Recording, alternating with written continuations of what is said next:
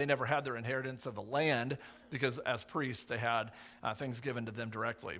And Gad, Reuben, and the half-tribe of Manasseh have already received their inheritance to the east. Remember why they're over to the east of the Jordan? Anybody remember that deal there? Yeah. Yeah, they requested it because they liked the land there, and the requirement was what? Do you remember? They still had to go fight. They didn't get out of that deal, so they still had to go take over Canaan, but they wanted to stay on the other side of the Jordan. So of the remaining, that's why there were 7 still to be kind of divvied out during that one. And so Moses, the servant of the Lord, gave it to them. As we kind of finish up this little section, it says, as the men started on their way to map out the land, Joshua instructed them, go and make a survey of the land and write a description of it, then return to me. And that's the same verses, isn't it? No, it's not. Then I will cast lots for you here at Shiloh. That's what I want to get to. It's very similar. I thought I was reading the same thing over again. I will cast lots for you here at Shiloh in the presence of the Lord. So when Israel gets completely divvied up, that happened at Shiloh. That's kind of where it all took place. And I don't know that I remember that. It was kind of, when I was looking, I picked a town that I thought I could come up with a couple of good stories, and I found a little nugget I wasn't even familiar with on that one. I was like, I had forgotten that that's what happened at Shiloh there, that's where they divided up the land for where the tribes of Israel would be. So they went they wrote the description on a scroll, town by town, in 7 parts, and returned to Joshua in the camp at Shiloh. Joshua then cast lots for them in Shiloh in the presence of the Lord, and there he distributed land to the Israelites according to their tribal divisions. All right, so there's a strange event that takes place over in Judges chapter 20 of Shiloh that happened at Shiloh. So the Benjamites, one of the tribes, a little bit later. I should point out, every time when you read the book of Judges, either at the beginning of the chapter or the end of the chapter, it always says, and there was no king ruling over Israel, over and over again. It was good and it was bad. Obviously, we know what bad stuff happens when they demanded a king, when they would have just let God rule over them. During the time of the Judges, though, there was a lot of times that people just did whatever they wanted to do. And it was kind of a lawless. I mean, it was the wild, wild west of Israel's days, basically. And things were just happening all over. And so the Benjamites and Israelites were battling back and forth. And there was a lot of kind of bad blood during that time period. Finally, what ended up happening in Judges chapter 21, really, when you get into it, 25,100 of the Benjamites die at the hands of the Israelites, and 600 of them escape, and they go hiding up in the mountains for 4 months. Well, they had, in the meantime, they were so mad at the Benjamites. Do you remember what the vow they took was? Anybody remember this one? In chapter 21? They vowed they were never going to give their daughters to the Benjamites. Well, here's the problem. As a part of killing off the Benjamites, they went in and they killed anyone who was basically there, women, children included. And so there wasn't anyone left. So what they ended up doing is they remembered when they all gathered together, they found a loophole to this whole thing. This is kind of a strange event in Judges chapter 21. They would have essentially wiped out the Benjamites. And they started thinking, wait a minute, we're just going to wipe out the Benjamites over this? We're going to have one tribe too short. And so to fix the problem, they realized that they found a loophole in their vow. They couldn't break their vow. But what if they didn't break the vow and could still get wives for the Benjamite guys who are up hiding in the mountains so that the Benjamites don't come to an end? And they figured that out. So if you want to turn over to Judges chapter 21, I was trying to turn there while I was talking and I didn't get there in time. So Judges chapter 21, verse 6 through 5. So I'm sorry, 6 through 25. All right, in this one, again, after all this has kind of taken place with the warring going back and forth, now the Israelites grieved for the tribe of Benjamin, their fellow Israelites. Today, one tribe is cut off from Israel. They said, how can we provide wives for those who are left, since we have taken an oath by the Lord not to give them any of our daughters in marriage? Then they asked, which one of the tribes of Israel failed to assemble before the Lord at Mizpah? And they discovered that no one from Jabesh Gilead had come to the camp for the assembly. For when they counted the people, they found that none of the people of Jabesh Gilead were there. So who didn't make that vow? The people of Jabesh Gilead. Oh, there's there's women available for these guys. They don't have to have the end of the Benjamite tribe. So the assembly sent 12,000 fighting men with instructions to go to Jabesh Gilead and put to sword all those living there, including women and children. This is what you are to do. Kill every male and every woman who's not a virgin, so that the only ones left at Jabesh Gilead would be the virgin women, who then they can take and give them. Problem is, we'll kind of fast forward through this, they only found 400 there. There's 600 guys up in that. So they're still a little bit short on there. So they find that one. Before we get to it, one last little event that takes place.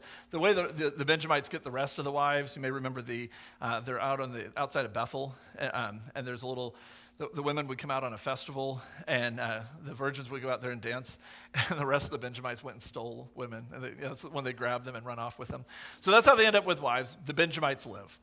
And so they were able to keep their vow, found a little legal loophole, and found their way into letting the Benjamites have it. But when you think of Shiloh, you probably, at least for the most part, go to the stories of Eli and Samuel.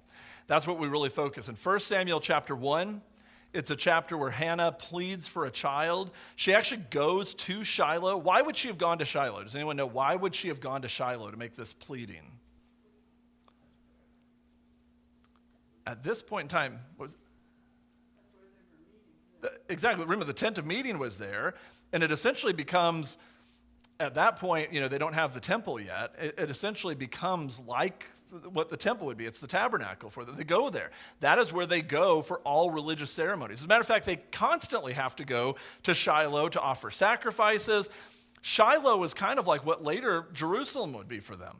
It had become such an important hub of activity, so that when Hannah had to go, she also goes, that's where she's going to meet with the high priest. That's the only place that she possibly could. And she pleads for a child there. And that's where she gets accused of being drunk because she's so overcome with her grief. But again, that's where she's pleading, as we see in 1 Samuel chapter 1. In the middle of 1 Samuel chapter 2, now it was the practice of the priest that whenever any of the people offered a sacrifice, the priest servant would come with a 3-pronged fork in his hand while the meat was being boiled. And he would plunge the fork into the pan or kettle or cauldron or pot. Whatever the fork brought up, the priest would take for himself. This is how he treated all the Israelites who came to Shiloh. But even before the fat was burned, the priest's servant would come and say to that person who was sacrificing, give the priest some meat to roast. He won't accept boiled meat from you, but only raw. What's going on there? Any thought? Why wouldn't he have just taken the boiled meat? Why would he have to have it raw? He wanted to pick. He wanted the choicest meat. And so he's basically, it's kind of like, I kind of look at this as the little runners for the mafia, kind of setup. And really, in a lot of ways, it was a rough environment. You went up to Shiloh, and you better believe because you go up there, you give your sacrifice, you get to keep some of that. And, what they pull out some for that, you take the rest, and they say, you cut off the best thing for the priest. They didn't say the best, but they kind of insinuated it. It's like, yeah, cut something off for the priest. Oh, that's what you're going to cut off? You can imagine the way this kind of went down, because it was a hostile environment there at Shiloh. And so we see this kind of plays into the story, because who are the 2 sons of Eli? Phinehas and Hophni, and they were scoundrels, as it says there. They were some bad dudes. And so what happens there is during all this time, Samuel, after being dedicated by Hannah, he ends up having to go live there. Sounds like a great story until you look at what environment he got thrown into. The fact that Hannah had him go live in Shiloh sounds great. You're going to have you live in the tent of meeting of the people of Israel. You would think he would have this wonderful, upbringing. But that is not how Hophni and Phinehas turned out. They were obviously an example of how rotten and messed up things had gotten there. So he does go living there, and that's when you have all those stories where the Lord starts speaking directly to Samuel, calling him out, and he kept going there. Here I am, Lord. He's like, Eli's like, I'm not the one talking to you; it's the Lord. After all those, you remember that story? That was all at Shiloh, and so when all that happens. And then we get into 1 Samuel chapter 4, where the war begins between the Philistines. Well, it continues. The Philistines deployed their forces to meet Israel, and as the battle spread, Israel was defeated by the Philistines, who killed about 4,000 of them on the battlefield. When the soldiers returned to the camp, the elders of Israel asked, why did the Lord bring this defeat on us today before the Philistines? Let us bring the ark of the Lord's covenant from Shiloh so that he may go with us and save us from the hand of our enemies. All right, so first of all, we see the ark of the covenant has been at where? Shiloh. And that's kind of where its housed location was for a while. So now they kind of want to use the Ark of the Covenant as their little good luck charm, basically. Using God. Well, he can't be defeated if we go bring him out onto the front lines with us. And they're basically trying to force God's hand. That's how rotten the worship has gotten at Shiloh. It's not, let's pray to the Lord and see what he wants from us. It's that let us use God for the benefit of our own desire here. And we're going to force his hand by bringing him up there. And so the people sent men to Shiloh. They brought back the Ark of the Covenant of the Lord Almighty, who is enthroned between the cherubim. And Eli's two sons, Hophni and Phinehas, those great loving guys, were there with the Ark of the Covenant of God. Another time of when they were scoundrels and evil to the core in so many ways that they just thought they could steal the seed of God and bring him out onto the battlefield by their choosing, not his. And, haul him out on there. And what happens? Remember? It's captured by the Philistines. The ark is captured by the Philistines. It's taken down there. And if you'll remember, a series of events, when it leaves Shiloh, goes on, and the Philistines, you take it. No, you take it. I mean, one right after, they get tumors. Their land is overrun with mice and everything. And one of the strangest things is when they all get together and they're going to send it back up to Israel to get rid of it because it was just killing them off by being in their presence, that they decide they're going to send up the strangest present ever presented to anyone, the 5 gold tumors and the 5 gold rats. I don't know. Oh, thank you. What a great gift you've given us. I guess if you can melt it down, it's worth something still, but can't imagine somebody giving you 5 gold tumors. That does not seem like the normal gift there. But again, that's when it left Shiloh, and it goes down into the land of the Philistines. And we know that it takes a while. It never comes back to Shiloh, though. At least that we're told. We do know it goes to some other locations. It goes to a couple people's houses. It did make it into the southern part of the kingdom. And when it made it there, that whole town, they all kind of peeked into it, and a bunch of them died that day. I mean, there's a lot of problems when it made its return there as well. The rest of 1 Samuel 4, the ark of God was captured, and Eli's 2 sons, Hophni and Phinehas, died in that battle. So they don't make it. They stole God, essentially. They stole his ark, and they don't live to tell the story behind that. The same day, a Benjamite ran from the battle line and went to Shiloh with his clothes torn and dust on his head. When he arrived, there was Eli sitting on his chair by the side of the road watching, because his heart feared for the ark of God. When the man entered the town and told what had happened, the whole town sent up a cry. Notice Eli's not even there really worried about his kids. He's really just worried because he realizes, as messed up as a priest as he was, because remember, he's the one that was taking all that best choicest, which to them choicest meant fattest. I don't like fat meat personally. I'm like one that give me the leanest cut of meat ever, and that's what makes me happy. So I've never understood, like, if you were going to choose, that you'd get all the gristly part, but whatever, that was his choice. He took it, and what's going to happen when you take the best, choicest, fattiest cut of meat after everyone who comes in there years after years after years after years? What do you think Eli's like?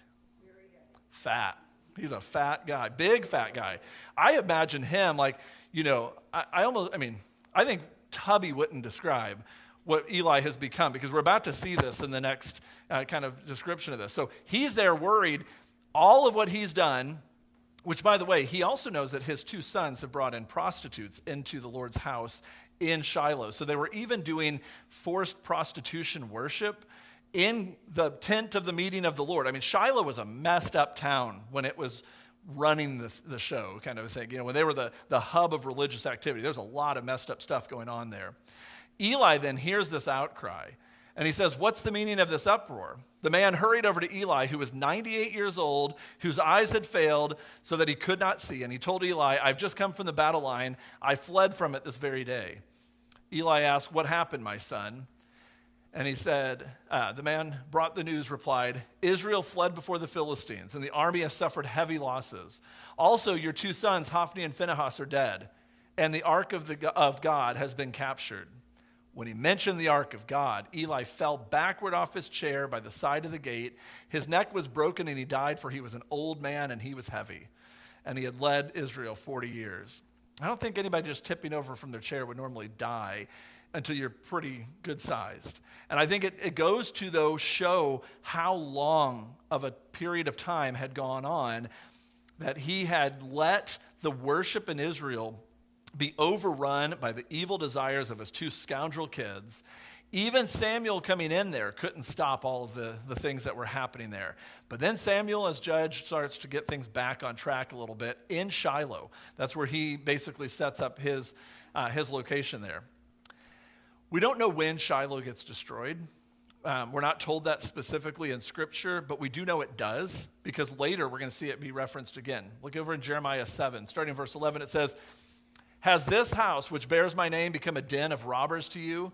But I've been watching, declares the Lord." Now, this is not about Shiloh. This is about Jerusalem, is what the reference here that Jeremiah is making. He says, "Go now to the place in Shiloh where I first made my dwelling, it for my name, and see what I did to it because of the wickedness of my people Israel. While you are doing all these things, declare the Lord, I spoke to you again and again, but you did not listen. I called you, but you did not answer."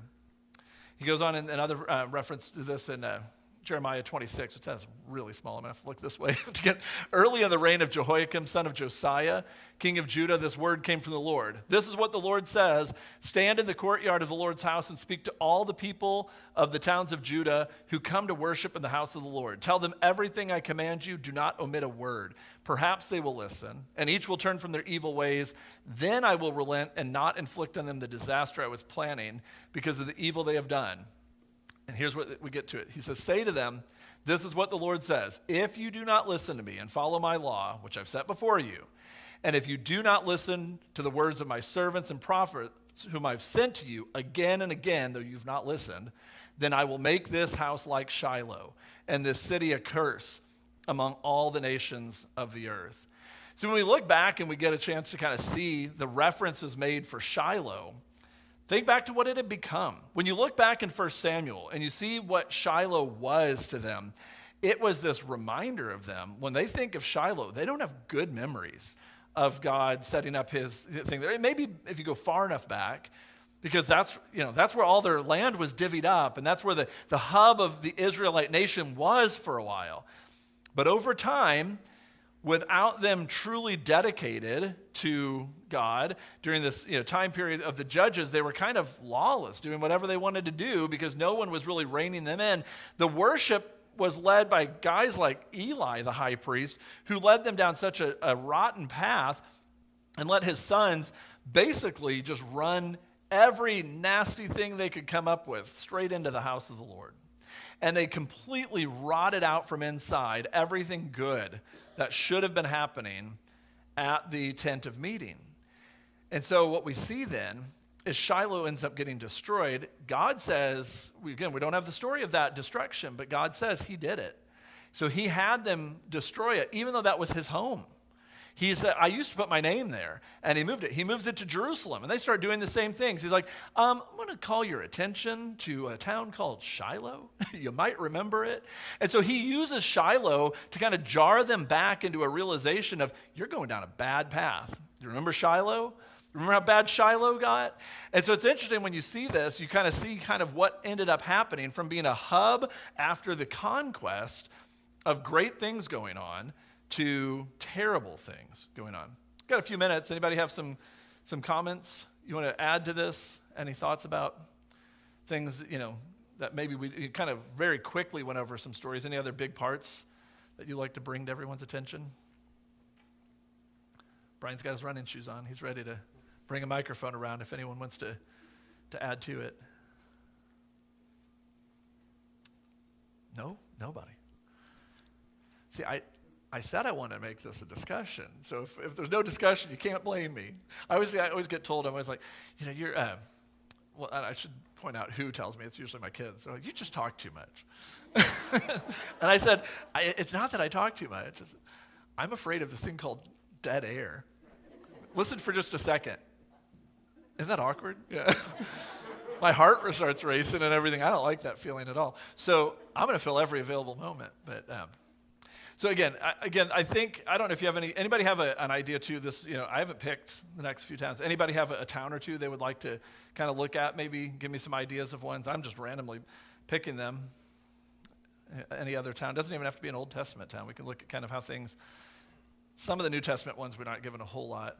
I will say there's a couple of them I won't do because there's like one passing reference to a town, and that wouldn't be really hard to stretch 30 minutes into it. But you don't have to just be thinking about it. If you come up with one, you can reach out to me if there's a town. Yeah. Is there any application of that for us today? For Shiloh in particular, the question was, for those who are online, is there any application for this today? And I'd say, yeah, I think anytime you look at the Old Testament stories, in particular like this one, why is this written to them? What was he reminding them of then, and how could we apply that? Well, he was reminding Jerusalem, look how many times I've told you which way you should be going. I've sent you message after message after message, even though you're not listening to them. And I'm constantly trying to remind you to keep you from doing something wrong. I'm trying. Will you just listen to me? That may have very specifically applied to what was going on at Jerusalem, but more openly can apply to all of us, as if God's talking to us and he's telling us what we should do. I think that's a call for us to listen. And if it means going back to a town like Shiloh, if it means going back to something perhaps even more jarring in our memory, like, Sodom and Gomorrah and all these towns of whatever it is, there are towns after town that just, there was this time that, God just had enough. And I don't know that he works in the whole town, tribe, people kind of, issue anymore. It's become a lot more personal after Christ. And so now it's down to the individual. Are you matching up with what God said? Are you doing what God wants you to do? Are you listening to his calling? Are you listening to his words? He sent us all the messages we need, and we're told we have everything we need. So are we following it? Are we doing everything that we're supposed to be doing? I think those are the kinds of applications. That's good, yeah. Kind of put that into where do we take these kinds of thoughts? The Old Testament is, it's kind of an interesting study out of it, because directly do we find the modality and the exact ways that we're supposed to carry out our religious life now? No. I mean, it was a different period of time that was a tutoring to lead them up to Christ, and so a lot changed when the old becomes obsolete. But the timeless truths of who God is and what he will do to keep his people on his side, those never change. And so anytime we go back, we can kind of see all of those truths that can really come out. So that's actually a good thing we need to do on all of these. Any other? Yeah. At Shiloh, when it talks about the tent of meeting, was that actually the tabernacle set up there? Essentially, yes. So the question was, if at Shiloh the tent of meeting was at the tabernacle. Essentially, yes. That's where all of the functions of the priestly, that's why the duties were going on. That's why the high priest would have been located there. So yeah, the tent of meeting, tabernacle, all of that would be kind of set up there in Shiloh. And so that's where, it was, short of what Jerusalem becomes later, it was very much that. It's interesting, we're not very far, from the time of when Eli and Samuel, who comes right after Samuel? Well, who's the next one in charge? Saul. And then David. We're almost to where everything gets moved to Jerusalem already at that point. And, you're getting so close to that period of time where they're going to want a king. I don't know if what they saw going on with that helped drive them to want a king, because it is interesting through Judges, the reference is made, I think, more for like historical purposes. There was no king right now. This was not while there was kings in charge, And then they start crying out, we want a king, and God's like, no, you really just need me. I've been trying over and over. Really, it's kind of interesting too. You put yourself into that perspective from like God's saying, I want you to listen to me. I want you to listen to me. I want you to listen to me. They don't. And finally like, but we want a king. What do you think I am? I am supposed to be your king. Was there another hand over here? I thought I saw. I was wondering about doing Caesarea Philippi sometime. That'd be a good one, yeah. There's probably enough stories at that one. We have to, yeah. Yeah, those are really good ones with the Jordan River, just in general. Yeah, good ones. All right. Looks like we are out of time. I'm being signaled from the back that my time is cut out. Just so you know, the official is this one. This means wrap it up. That makes me stop right on time. I see this and I stop. All right, we'll wrap up. If you're exiting out, don't forget, if you haven't had a chance to sign the picture for the Partlows, make sure you do that. It's on the back table. And if you are headed out, we'll see you next week. And for those who are sticking around, make sure for the 11 o'clock service, you find your way into a lime green pew.